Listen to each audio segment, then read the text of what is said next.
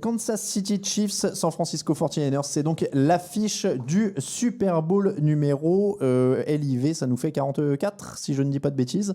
54, pardon, 54, ouais. Voilà, j'ai du mal avec les chiffres romains. Ce sont les Chiefs qui sont officiellement à domicile cette année. Ça tourne, hein, on rappelle pour ceux qui ne connaissent pas, une année c'est l'AFC, une année c'est la NFC, il n'y a pas de jaloux.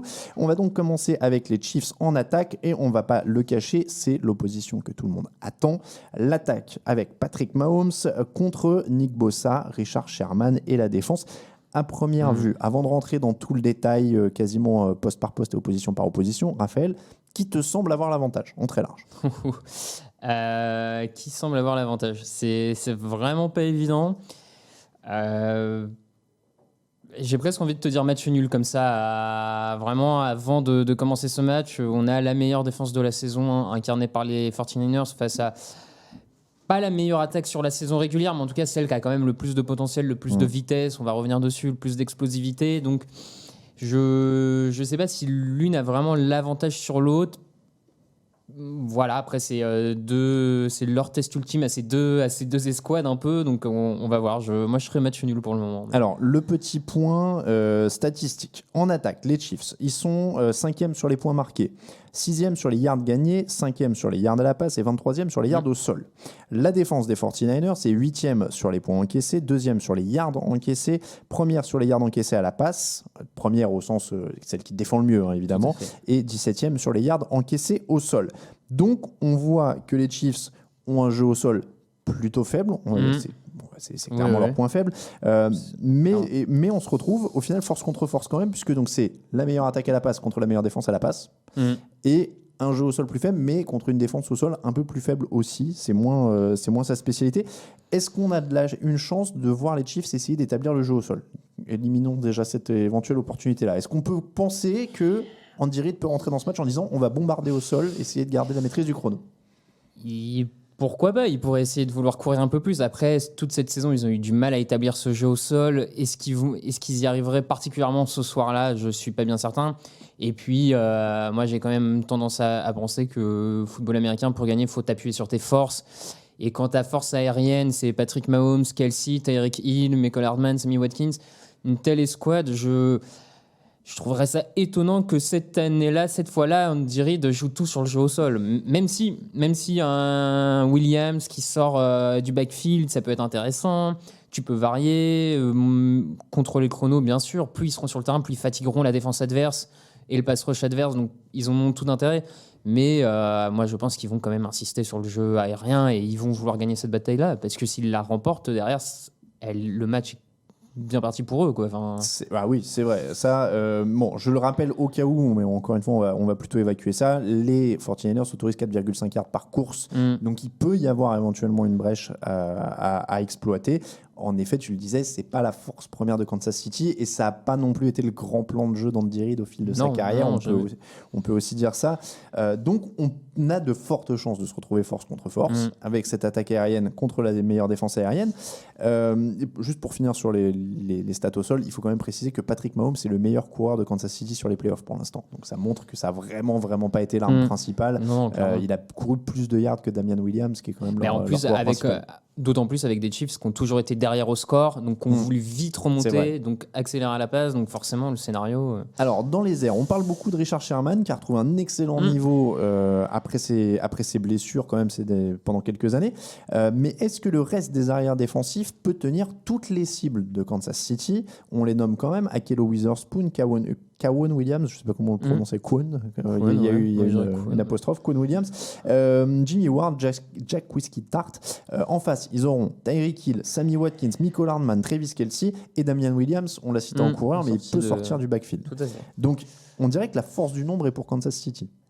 La force du nombre est pour Kansas City, effectivement, vraiment en termes de match-up et même de la vitesse, hein, parce que vraiment, ce qui fait la spécificité de cette attaque aérienne quand même des Chiefs, c'est la vitesse et notamment de son trio de receveurs Watkins, Hill, Hardman. On l'a mis dans le papier aujourd'hui sur le site, mais sur les 15 courses les plus rapides de receveurs, 5 sont issus de ces 3 joueurs-là cette saison. C'est vraiment des speedsters et ça permet en plus à Patrick Mahomes d'étirer les défenses adverses, de les forcer à jouer en profondeur. Et de faire, est-ce qu'à mon sens, le gros point fort de Kansas City dans le jeu aérien, et c'est là où Kelce a toute son importance, c'est que cette défense qui étire l'adversaire, ça permet à Travis Kelce de régner un peu sur le milieu du terrain, sur les zones intermédiaires, et c'est là où ils sont très très forts. Et si les 49ers n'arrivent pas un peu à bloquer ce milieu de terrain et se font dépasser surtout en vitesse, Patrick Mahomes, on l'a vu, a le bras de toute manière pour aller chercher ses joueurs en profondeur. Donc moi j'ai l'impression effectivement que l'explosivité est un peu plus du côté de la vitesse et un peu plus du côté des Chiefs. Donc en duel direct, je donnerais l'avantage au groupe de receveurs des Chiefs à l'heure actuelle. Maintenant, la défense aérienne, c'est pas que les cornerbacks. Et voilà. On en arrive là. Kansas City n'a encaissé que 25 sacs cette saison. Ils sont 3e en NFL. Donc, bonne protection. Alors, évidemment, il y a aussi les jambes de Mahomes qui jouent dans le total de sacs.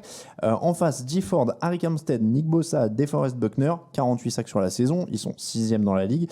Est-ce qu'ils peuvent, ces hommes-là, faire déjouer Patrick Mahomes, ce qui semble en effet être l'élément principal, la clé de cette opposition, quoi. Oui, ça semble être la clé. Et même, j'ai même envie de dire, c'est pas juste ils peuvent, ils doivent en fait le faire. Parce que si Patrick Mahomes se retrouve avec 5-6 secondes dans la poche, ses receveurs finiront par être démarqués. Il trouvera la zone en défense de zone. En plus, les 49ers défendent beaucoup en défense de zone. Il y a très peu d'hommes à hommes. Donc, ils finiront par. Je pense que Mahomes finira par trouver les zones adéquates pour Kelce, etc. Donc, ils ont besoin de lui mettre la pression, 2-3 secondes, que ça vienne de tous les côtés, parce qu'il y a une paire de tacles du côté de Kansas City qui est plutôt bonne depuis le début de la saison, Eric Fisher et surtout Mitchell Schwartz, le tacle droit qui est très très bon. Mais l'avantage de ces 49ers, c'est qu'ils peuvent aussi venir du milieu de la ligne, ils peuvent changer de tous les côtés. Donc, en tout cas, c'est forcément le match-up clé, à mon sens, c'est réussir à mettre en permanence la pression sur Patrick Mahomes pour qu'il n'ait que 2-3 secondes pour lancer et empêcher aussi ses receveurs très rapides de se démarquer de leur couverture. Donc, pour les 49ers, ça va vraiment être un tout. La défense doit être synchronisée de la même manière et tout le monde doit tenir le même temps. Est-ce qu'ils vont réussir? C'est un sacré défi pour eux. C'est le plus gros défi de cette saison, ça, il n'y a aucun doute. C'est bien foutu. C'est le dernier level. Ah ouais, c'est le dernier level. Là, s'il passe celui-là, c'est nickel. Ça, là-dessus, il n'y a pas de doute. Moi je trouve qu'ils ont les armes pour déstabiliser, en tout cas sur le pass rush. Sincèrement, ils sont quand même, les Chiefs sont pas à l'abri. Ils ont eu 1 ou 2 matchs cette saison pas facile, où notamment la défense adverse arrivait bien à bloquer le milieu du terrain. Si côté 49ers on arrive à faire ça, plus du pass rush qui vient déstabiliser un peu le rythme de Mahomes, c'est pas, enfin, c'est clairement un match. C'est clairement un match. Non, c'est loin d'être injouable. Moi, après, là où il y a un vrai point compliqué pour. Oui, Raphaël a mis un petit coup de pied dans la table sans faire désolé. exprès. L'enthousiasme. Camille nous a regardé en fronçant les sourcils. Il n'aime pas qu'on tape dans les micros. Donc, je disais, là où, par contre, il y a quand même une variante avec les Super Bowls précédents, parce qu'en fait c'était toujours une des clés, c'était déstabiliser Brady dans les Super Bowls précédents, vu qu'ils étaient tout le temps là. Là, la différence et ce qui est éventuel, et même on va en reparler peut-être un peu plus tard, mais du Broncos Seahawks, où il y avait cette configuration attaque inarrêtable qui arrivait face à défense très très forte. Mahomes, c'est ni Brady ni Manning en termes de mobilité. Non, donc ça, c'est un espoir supplémentaire pour les Chiefs. C'est que a priori, il pourra pas tout, il va peut-être prendre des sacs, etc. Mais il pourra prolonger des actions et peut-être aller chercher plus de trucs que ne l'auraient fait ces gars-là à leur époque. Donc ça, c'est un sacré avantage, c'est sûr. C'est un point du côté, je vais dire du côté des rouges, mais ils sont tous rouges, du côté de Kansas City. Une petite stat étonnante, par contre, les Chiefs sont à 54% de touchdowns marqués dans la zone rouge, ce qui est pas un très bon total. J'ai plus le classement, mais ça pourrait, là, pour le coup, être rédhibitoire s'ils ne marquent pas des touchdowns quand ils sont dans la red zone. Ah oui, complètement. Là, ils risquent d'avoir déjà assez de mal à atteindre la red zone face à cette défense-là. Ils ne peuvent pas laisser passer d'occasion. Après, j'ai eu l'impression, mais du coup, il faudrait revoir en détail les stats. J'ai eu l'impression quand même qu'en play-off, le taux avait augmenté des Chiefs en red zone. J'ai l'impression que c'était quand même plus efficace que ce qu'il y a eu en saison régulière, notamment le milieu de cette saison régulière, qui compte aussi des matchs avec Matt Cassel en quarterback. Donc ça a pu... Matt Cassel. Oui, c'était Matt Cassel. J'ai un doute. J'ai Matt Cassel, mais non, pas du tout. Qui a remplacé, c'est pas Matt Cassel, et du coup, tu me mets un trou. Je sais pas pourquoi Bon, bref. Matt Moore, non? C'est pour ça que c'est un Matt. Bon, passons. Tu m'as mis un trou terrible. Bon, Camille, il peut jeter un œil sur les scores. C'est Matt Moore qui a joué. Tu me mets un doute. Ouais, peut-être. En tout cas, bon, il y a eu des périodes un peu plus difficiles. Un backup blanc interchangeable, ils se ressemblent tous. Il y a eu tout à fait. Il y a eu des périodes un peu plus difficiles. Là, je pense que ça va quand même mieux de ce niveau-là. Et puis, le problème et je trouve peut-être par rapport à d'autres équipes où la stat du red zone est un peu moins importante pour les Chiefs, c'est que c'est aussi une équipe qui est capable de marquer de très loin grâce à ses receveurs. Tu as aussi beaucoup de drives des Chiefs qui vont au bout depuis leurs 40, 50 yards et bien avant la red zone grâce à ces receveurs. Donc, c'est sûr, il faut marquer quand tu arrives en red zone, mais peut-être qu'eux ont plus de chances de marquer de loin que certaines équipes qui ont vraiment besoin d'être dans ces 20 derniers yards pour y arriver, quoi. Qui gagne cette opposition ? Premier mini prono. Matt Moore. C'est bien Matt Moore. Bon, merci. Première mini prono qui gagne cette opposition attaque-défense. Je vais dire les Chiefs, mais j'ai du mal. Et moi, encore, donc là, c'est là où on en vient au moment où je parle de ça, puisque ça fait partie des Super Bowls qu'on a couverts. Je crains vraiment un scénario Broncos-Seahawks avec une volée terrible pour l'équipe qui était censée être la perle offensive, etc.